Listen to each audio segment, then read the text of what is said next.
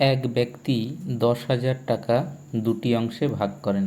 একটি অংশ 15% সরল সুদে এবং বাকি 10% সরল সুদে ধার দেন। 5 বছর পর তার প্রাপ্ত মোট সুদের পরিমাণ ছিল 6,500। তিনি যে পরিমাণ অর্থ ধার দিয়েছেন তাদের পার্থক্য বের করতে হবে। তাহলে 10,000 টাকার 5 বছরের সুদ হচ্ছে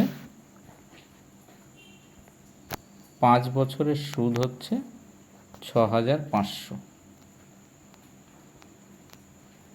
তাহলে 1 বছরের কত হবে? 6,500 বাই 5 মানে 1300 টাকা। এই 1300 টাকা 10,000-এর কত অংশ বা কত পার্সেন্ট? তাহলে 1300 বাই 10,000 ইন্টু 100, তাহলে এটা হচ্ছে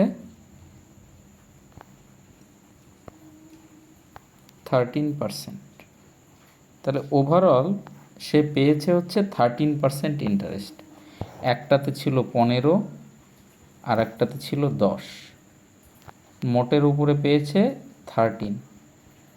তাহলে কি অনুপাতে পেয়েছে এটা অ্যালিগেশন করে আমরা বের করব। তাহলে এদিকে হচ্ছে 3, এদিকে 2।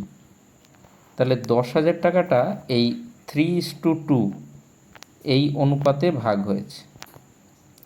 তাহলে পার্থক্য কত হচ্ছে? পার্থক্য হচ্ছে 1। তাহলে 10,000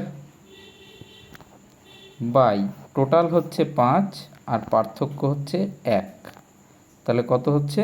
2,000 টাকা।